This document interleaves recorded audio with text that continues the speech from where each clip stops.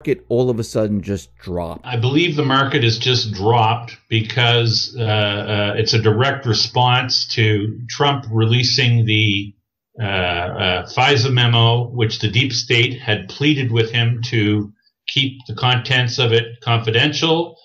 And many of the deep state players have told him that there's going to be severe repercussions for him having done so. And Trump has been very vocal about taking ownership of the equity markets going up. And I believe that the deep state is now basically giving President Trump the middle finger and telling him, okay, you wanted ownership of the equity market, you're wearing it.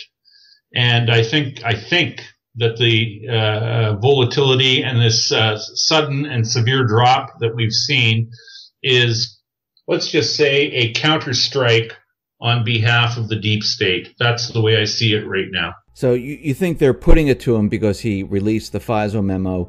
Do you think the market's going to continually, go in a downward trajectory? Yes, but only to the extent, Dave, that it was. I think it was Rahm Emanuel. I think as the chief of staff for President Obama, who said you never like to let a good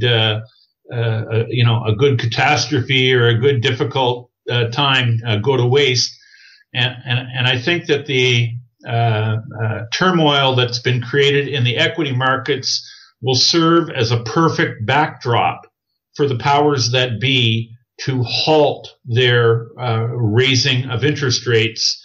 And I think that, lo and behold, the next thing we'll be hearing about is how they need to ease off on interest rate increases to prevent further roiling of the equity markets, because I don't really believe that the Fed is committed to tighter money. I think money and interest rates are going to remain very easy.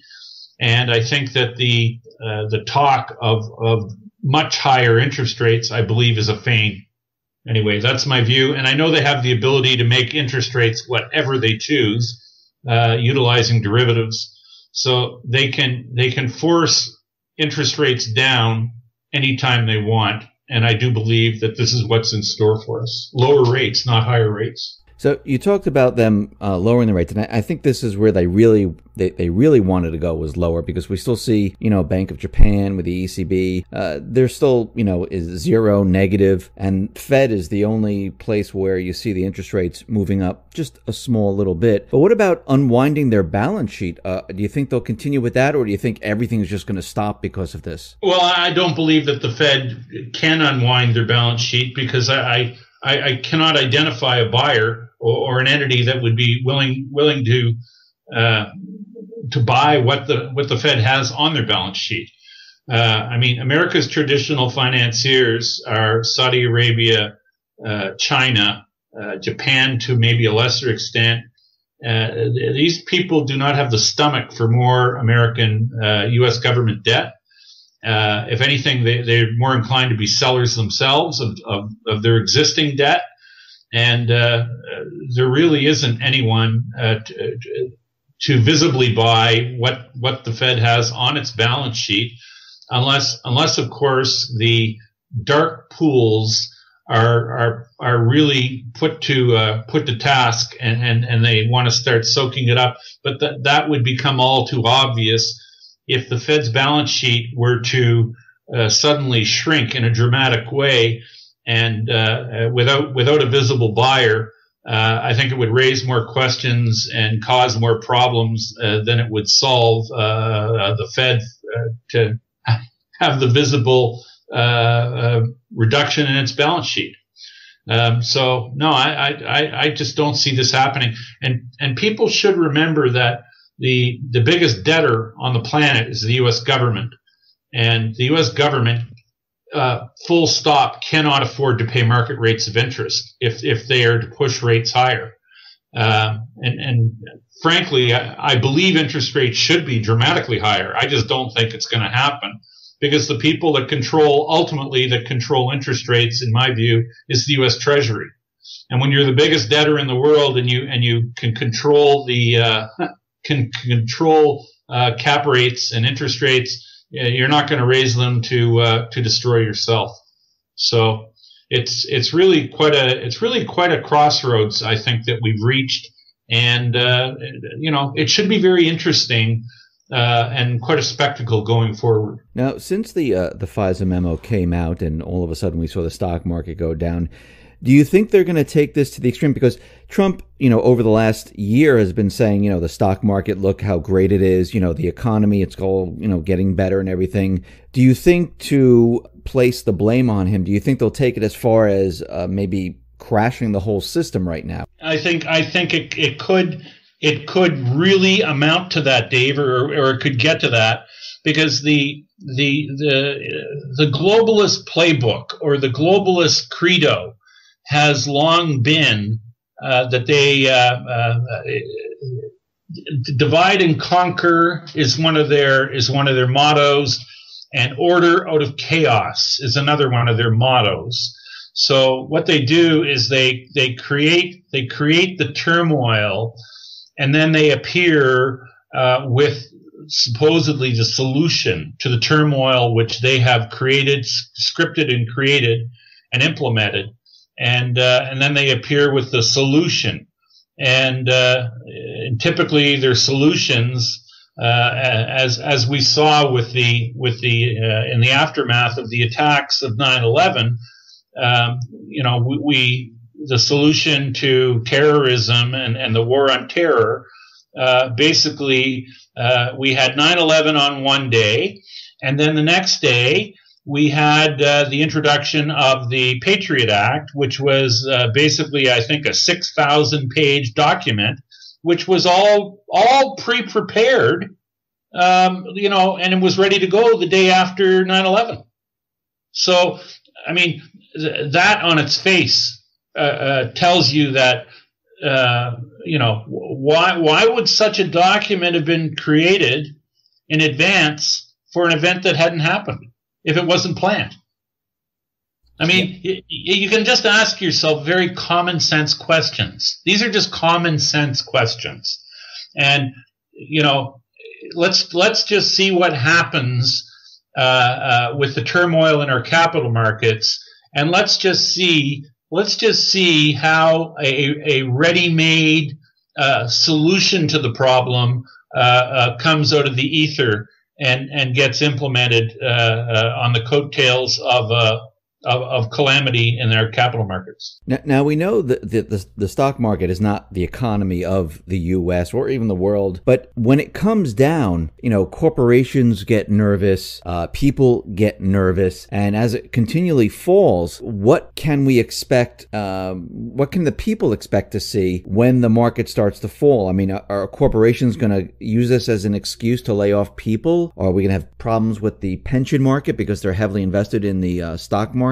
I mean, what do you think is going to happen here? Well, I do believe that first and foremost, it's going to provide the backdrop for the Fed to ease off on their commitment to raising rates, and because in my view anyway, rates can't go much higher from where they are now without imperiling the financial condition of the U.S. government.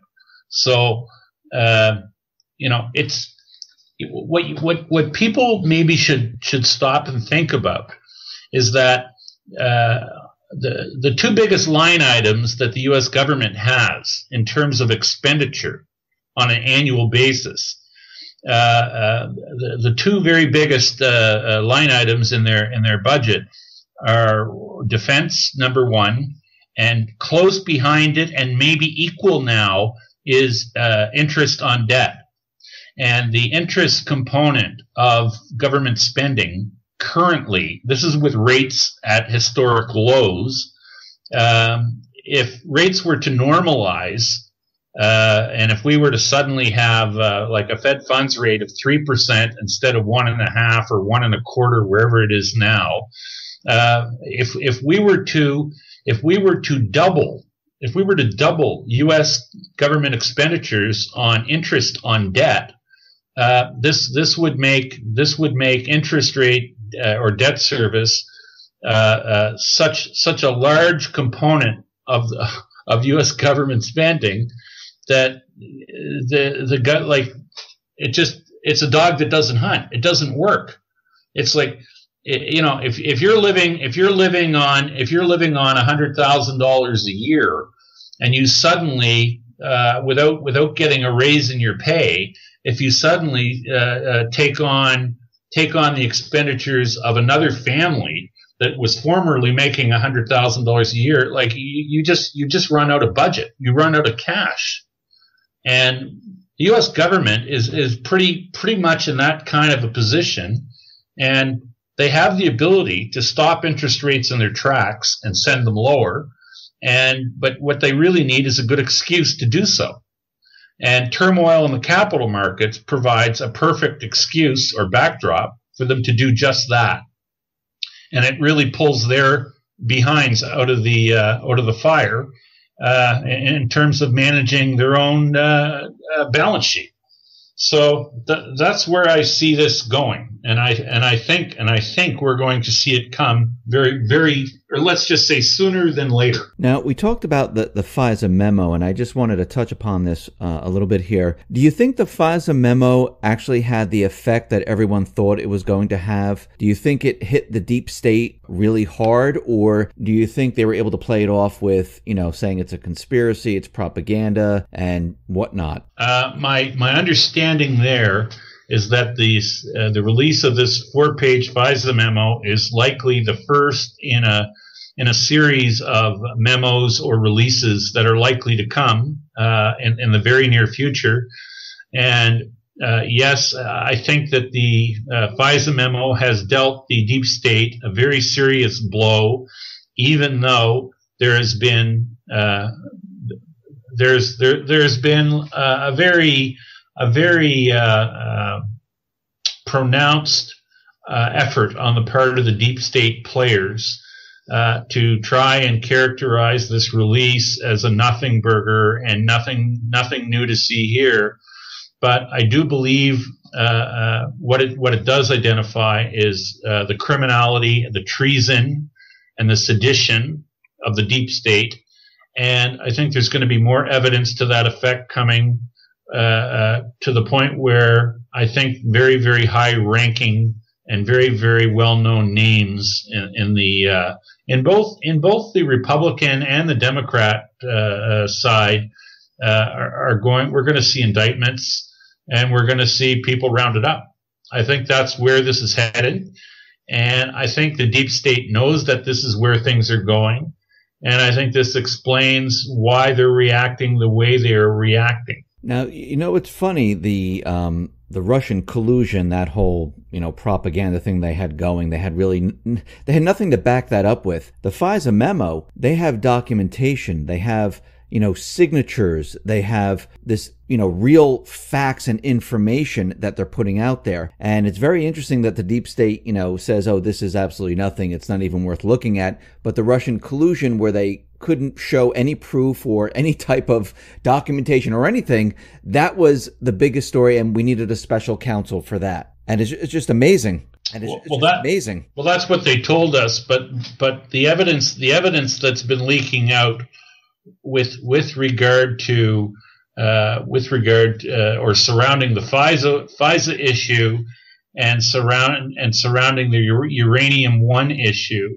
What's really coming to light is that the collusion with the Russians, yes, there has been collusion with Russians, but the people doing the colluding have been the Clintons, the former Obama administration, and the likes of Robert Mueller, James Comey, the very people that have let's just say, created a case against Trump and are trying to judge Trump for alleged Russian collusion. These are the people that have indeed been colluding with Russia themselves, and this evidence is coming to light, and it's in my view anyway, it's already irrefutable that this is indeed what has occurred, and this isn't going to play well for these people going forward as more and more evidence is put into the public domain. Do you think they would go as far as having another huge false flag to distract from everything? I mean, we see what they can do with, the stock market and the economy, but what about a major false flag to have that play on the corporate media to distract everyone for weeks, just like they did with 9/11, and I know this was only a small part of it, where $2 trillion was missing from the Pentagon the day before. That just completely disappeared. Do you think they might be headed in that direction? In my view, the deep state are indeed cornered rats, and they are the most abhorrent rats the world has ever known, and pose the greatest danger to the world that the world has ever known. And what a cornered rat is capable of doing when they feel that, or if they feel threatened to the point where they could lose everything, I would say the sky is the limit. And I would say, yes, we should be very wary and be very vigilant about any attempted false flag operation that the deep state might want to put into effect. Now, I wanted to move on to the crypto market.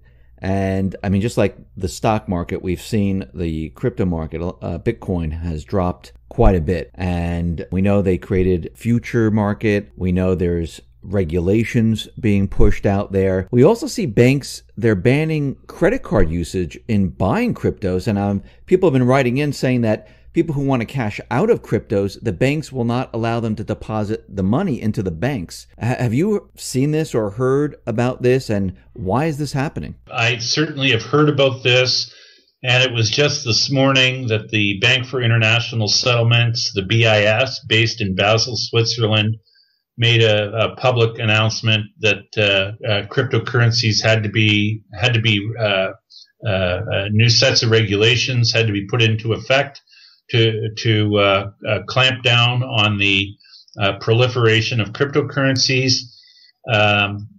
It certainly hasn't been lost on me also, Dave, because you referenced the trading of Bitcoin futures. I would like to just point out to people that the top price thus far for Bitcoin was achieved on December 17th, which was a Saturday night in December. And Bitcoin futures started trading December 18th, which was a Sunday night. And the 17th was the high for Bitcoin at close to $20,000. And since the Bitcoin futures have started trading, it's been a one-way ride down in price. So that's not completely lost on me. I certainly sit up and take note that indeed has happened. But at the end of the day, when I hear the catcalls of the BIS for more regulation in cryptocurrencies, and knowing the nature of cryptocurrencies, that they're decentralized and they're peer-to-peer, it tells me that the powers that be, or the existing monetary system, basically cannot control, certainly not long-term, cannot control the cryptocurrency markets. And they are starting to, let's just say, freak out that they don't have the control that they're used to having with fiat money. And this is why they're instituting, or certain banks are instituting rules saying that they won't take deposits of people who've sold Bitcoin. But in my view, all of those attempts will end up being futile, because there's many ways, and there's enough people and enough entities that will take Bitcoin currently, that any banking attempt to stop people conducting trade or commerce in Bitcoin, in my view, the horses have already left the barn on that front, because there are just too many places you can spend your Bitcoin where you can raise fiat money, hard money, or formerly hard money. You can use Bitcoin to buy precious metal in numerous locations. You can use Bitcoin to buy coins. You can use Bitcoin to book to book trips.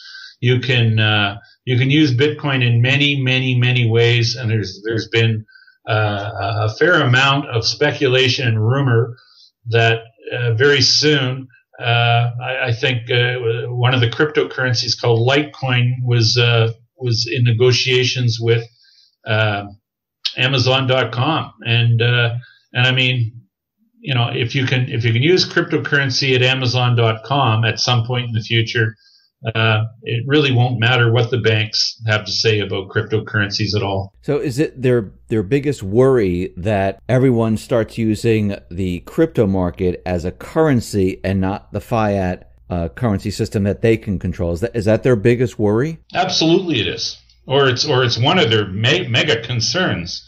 And I mean, how does the central banking community get their share or scalp, or when people are doing business on a peer-to-peer basis, it's the tax base, the revenue potential that the powers that be are afraid of losing, or because transactions are typically taxed in the Western world. But when people start doing or conducting commerce on a peer-to-peer basis, that threatens the whole reporting and tax structure of our current system. So yeah, they're very concerned about it. I just don't see how they're going to effectively stop it. Well, the only way that I was thinking about this and what they have done in the past, especially with, say, the US dollar, basically, if they try to push governments into creating laws where they say this is the only cryptocurrency you're allowed to use to purchase goods or anything like that, and of course it's going to be theirs. Isn't that what they did back in 1913, where they said, here, you have to use the Federal Reserve note. This is the official currency of the U.S. And can they do the same thing? This is the cryptocurrency, whatever it is going to be, the Fed coin or whatever. This is the official cryptocurrency coin of the U.S. The ruble coin is the official for Russia, and so forth and so on, and you can trade between that.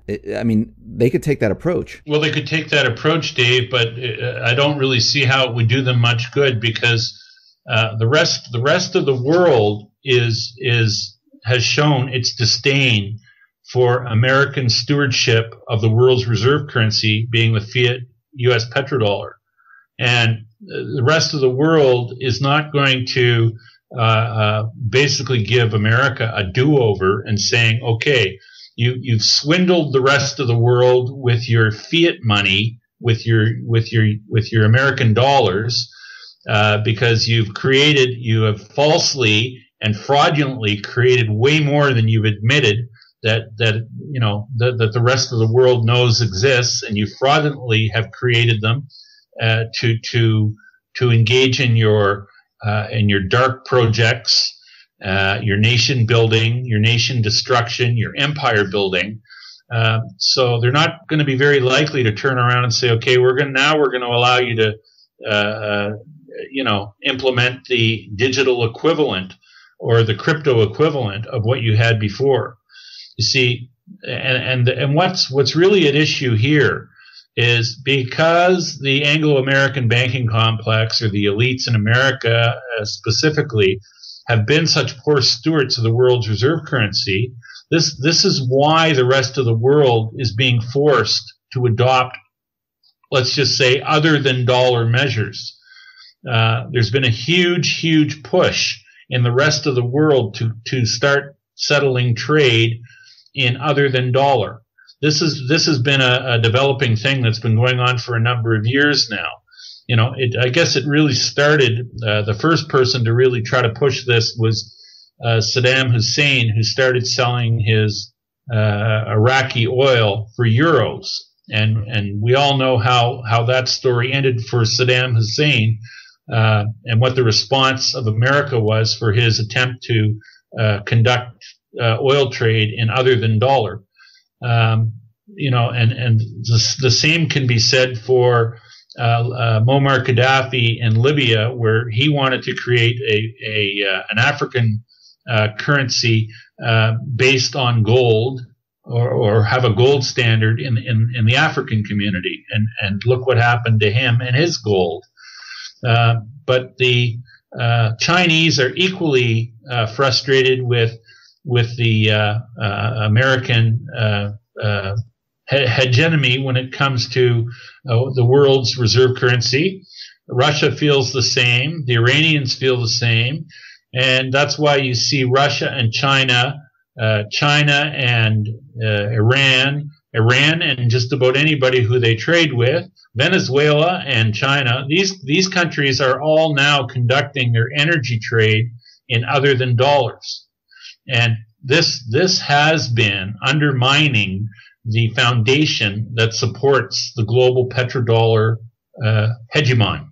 So, this has been going on for quite some time, and having Western monetary elites trying to throw wrenches into the spokes of emerging cryptocurrencies is not going to be supported or tolerated by too much of the rest of the world for them to make at least in my view, to make a serious or put a serious stop to the proliferation of crypto.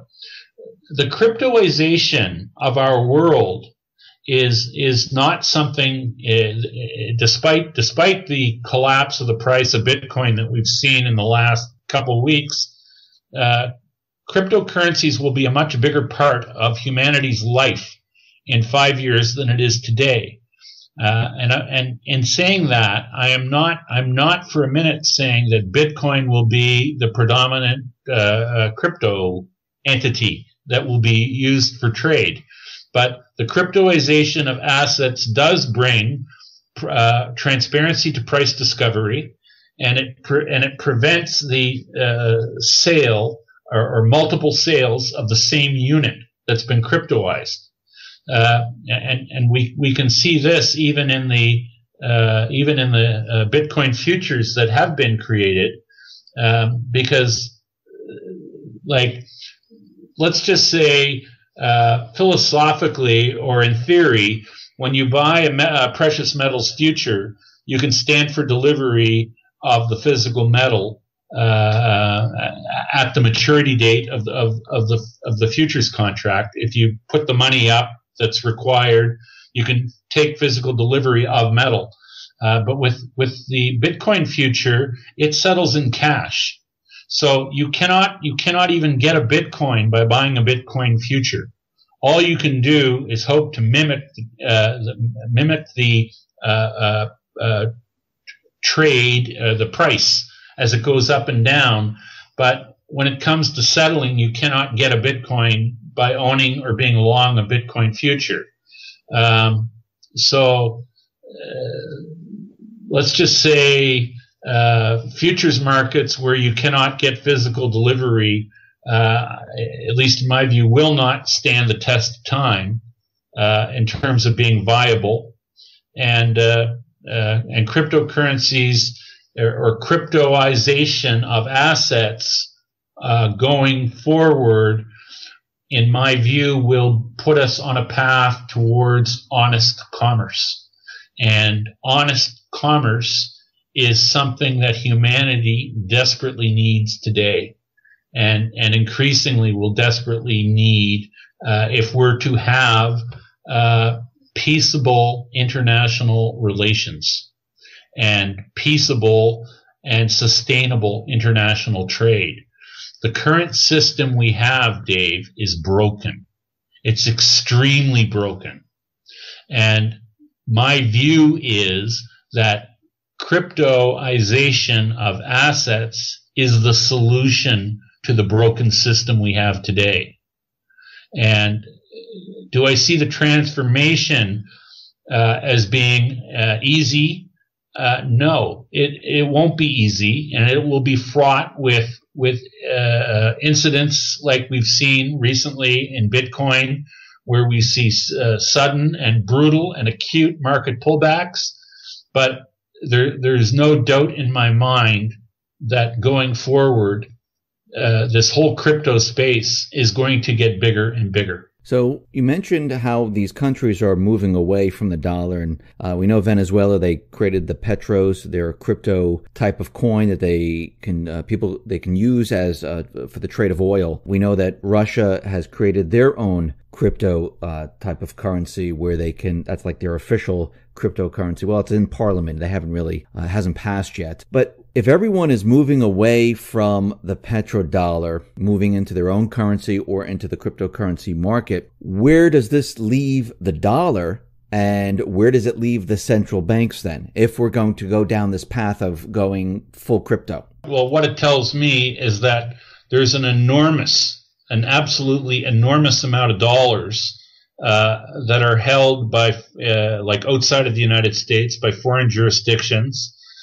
And then, and to me, the crowning issue, or the biggest issue that nobody wants to even talk about or address, is all the dark money that's been created, like the 21 trillion that was created, which the U.S. military doesn't know where they've put it or spent it or cannot account for it. And that's the money that we know has been created through the documentation and the research of Dr. Mark Skidmore and his research team at the University of Michigan. But we know that tens of trillions of dollars have been created. We don't know exactly where they are, but let's just say somebody somewhere has authority and has responsibility for that money, that dark money. And when the people that control that dark money see U.S. dollars starting to come home from all over the world, showing that the U.S. dollar has been rejected globally, what do you think? What do you think somebody's going to do if they're sitting on 20 trillion in dark U.S. dollars that are soon or likely to become tapioca and confetti and worth nothing? What do you think they might try to do with $20 trillion in a hurry? Well, my view is they'll start buying anything and everything that they perceive to be of worth, or that they view as holding value through a global reset in currency. And in my view, that would make, if these people get itchy trigger fingers, they'd be huge buyers of the physical precious metals. They'd be huge buyers, very likely, of a number of cryptocurrencies, because they'd be looking to diversify and turn something that will soon be worthless into something that they perceive that it will have value going forward. So this is not something that gets talked about in the mainstream press, and for bloody good reason, Dave, because these guys are walking a tightrope with a currency that's being rejected. And we have prima facie evidence that the dollar is being rejected. Just before Christmas, we saw Pakistan cut a deal with China where they're no longer using the dollar. The dollar is being shunned. And as the dollar continues to be shunned, and this is a process, the shunning of the dollar is something that is ramping up. It's not waning. It's not that it's isolated and it's here or there. This is a movement, and the movement is gaining pace. And as the dollar continues to be rejected, the ability of the Federal Reserve becomes more and more and more marginalized, and and I'll just tell you, this is heading for fireworks. And when the people who control the dark dollars, these are the dollars that are in existence, but officialdom doesn't officially recognize them. These would be the funds that would be contained in entities like the Exchange Stabilization Fund, the secretive entity that's an adjunct of the U.S. Treasury. And when people start thinking that this fraudulently created money could soon be worth nothing, they will diversify, or they will try to diversify. And what happens when they start doing that is we will see a tsunami of inflation.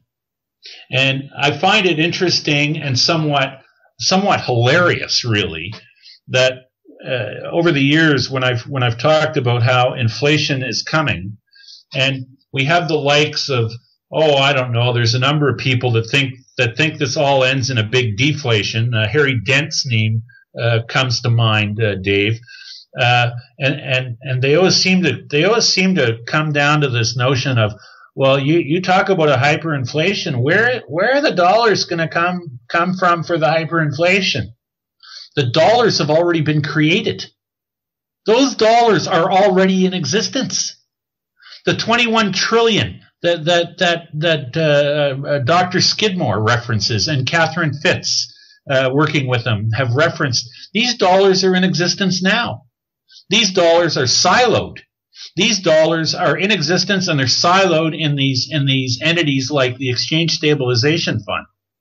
And when the people sitting on them realize that they're gonna turn to confetti, they're gonna start spending them, because they're going to try to move out of the dollar, and they're going to try to move into anything else that isn't nailed down. So for people who think that this all ends in a deflationary collapse, best you do a little reading, and best you do a little reconsidering about how many dollars there are in existence, because the amount you think is in existence is a complete and utter fallacy. Trillions upon tens of trillions upon trillions have been created that aren't even acknowledged to exist. And this is what will bring about the downfall of the system. And this is why we're going to get a reset. Because foreigners know that this false fake money has been created too. And foreigners realize and know this is what gives these globalist entities, American-centric globalist entities, what gives them their clout in the world is that they have these secret stashes and caches of dollars, and they can seemingly make the earth move. Well, you can only do that as long as you have a currency which is acceptable in the rest of the world. And you know, the welcome mat for the dollar is being rolled up all over the world. And this is a process that's been ongoing now for some time, and it's picking up speed. So enjoy your fake fiat while you can, globalists. So as this picks up speed, I mean, is this going to happen like all at once? I mean, are people going to be able to get into the crypto market or buy gold? Or are they just going to be stuck holding dollars, and they're going to have to wait for governments or whoever to say, okay, you know, now we need to transition into something else? I mean, are people who are not paying attention, are they going to be left out and then only get pennies on the dollar later on? A lot of people are going to get completely ruined.